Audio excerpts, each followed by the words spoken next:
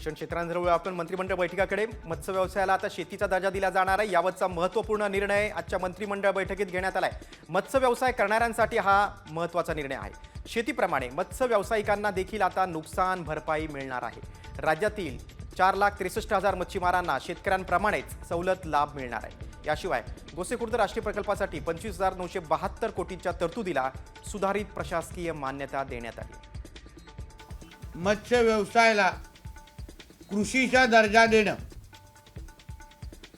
हा क्रांतिकारी निर्णय आता घेतलेला आहे। ह्या एका निर्णयामुळे आपल्या राज्य येणाऱ्या काही वर्षांमध्ये मत्स्य व्यवसायामध्ये मला विश्वास आहे पहिल्या 3 क्रमांकामध्ये